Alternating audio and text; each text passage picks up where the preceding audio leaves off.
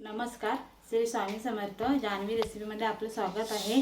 आज मी करणार आहे कांद्याची पात टाकून पिठलं। चला आपण कांद्याच्या पातीतलं पिठलं बनवणार आहे। त्याच्यासाठी ही कांद्याची पात घेतलेली आहे आणि हे अर्धी वाटी बेसन घेतलेलं आहे।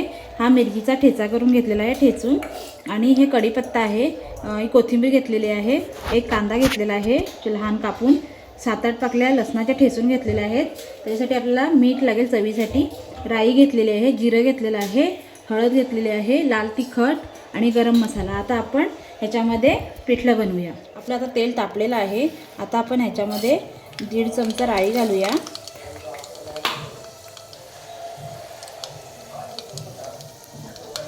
राई थोडीशी तडतडली की जिरं घालूया, जिरं चांगले जिरं पण लगेच आपण हे 4-5-6 लसणाच्या पाकळ्या घेतल्या आहेत ना ठेचून, त्या घालूया।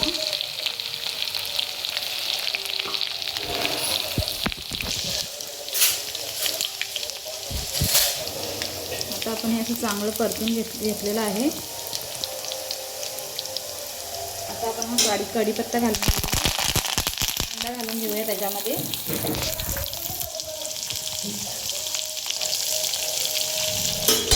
आता कांदा आपला चांगला असा लालसर होऊन द्यायचा। आपलं लसूण व्यवस्थित लालसर झालेलं आहे, असंच करायचं, त्याची छान टेस्ट लागते लालसर केला की।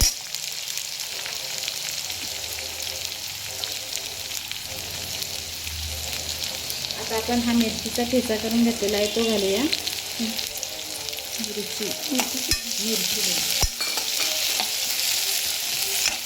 हा मिरचीचा ठेचा आपण आता व्यवस्थित परतून घेऊया। तुम्ही लहान कापून पण घेऊ शकता, ठेचून त्याची टेस्ट अजून छान येते, म्हणून मी ठेचून घेते।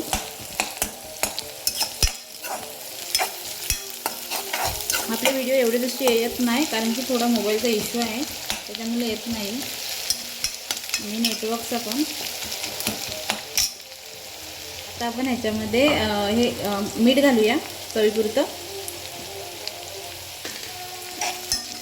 चवीपुरतं मीठ घातलं ना, आता कांदा आपला पटकन नरम पडेल आणि शिजेल, म्हणून तेलावरच मीठ घालून घ्यायचं।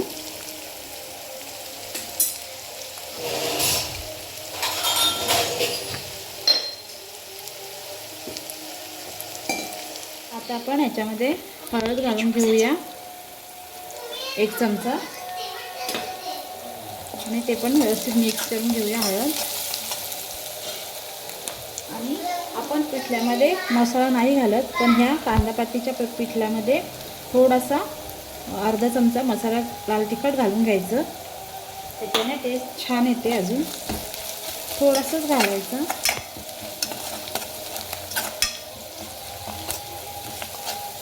आता हे व्यवस्थित असं परतून घ्यायचं।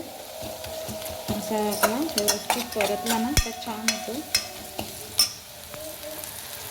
आता हे आपण बेसन घेतलं नाही, त्याच्यामध्ये पाणी घालून असं पातळ करून व्यवस्थित त्याच्या सगळ्या गाठी फोडून घ्यायच्या।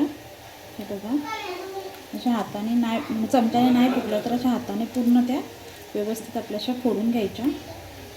त्याच्याने आपलं पिठलं छान होते, पिठल्यामध्ये गाठी राहत नाही। कांद्याची पात घेतलेली आहे ना, ती याच्यामध्ये सगळी घालून घेऊया।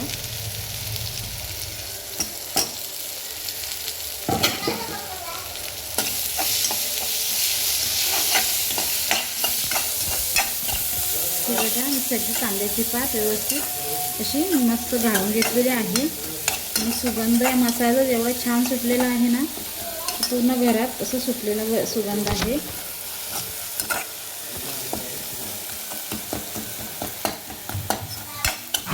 हे बघा, आपल्याला कांद्याची पात जास्त अशी शिजवून घ्यायची नाही आहे, फक्त परतून घ्यायची थोडी।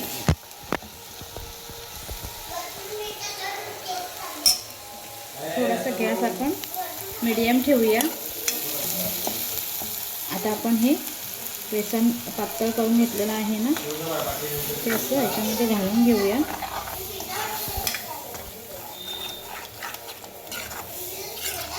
मिक्स करून ना, आपल्याला जसं आपल्याला पातळ लागेल ना तसं आपण ते करून घ्यायचं।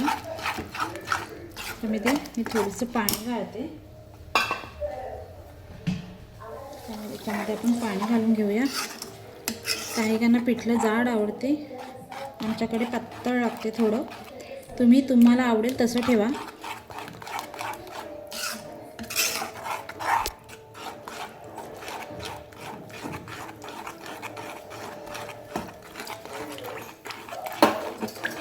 आता हे आपण पाणी घालून याला फक्त 5 मिनटं एक उकळ काढून व्यवस्थित शिजवून घेऊया. हे झाकण ठेवून थोडं मी हे शिजवून घेते झाकण ठेवून.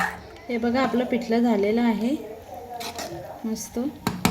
त्याच्यामध्ये आता आपण ही कोथिंबीर टाकून घेऊया. आपलं पिठलं तयार आहे. हे बघा मस्त छान, मस्त भाकरीबरोबर, चपातीबरोबर, सगळ्याबरोबर छान लागते. भाताबरोबर पण तुम्ही असं पातळ करून खाऊ शकतात. पिठलं बनवलं आहे त्याच्याबरोबर चपाती केली आहे, मस्त छान लागते चपातीबरोबर. आणि ही वांगा बटाट आणि वाटाण्याची भाजी आहे ती घेतलेली आहे. चपातीबरोबर मस्त लागते. असंच पिठलं तुम्ही करून बघा आणि मला कमेंटमध्ये सांगा कसं झालं आहे ते. आणि मला सबस्क्राईब करा, लाईक करा, माझ्या चॅनलला सबस्क्राईब करा, लाईक करा, शेअर करा आणि कमेंट करा. बाय.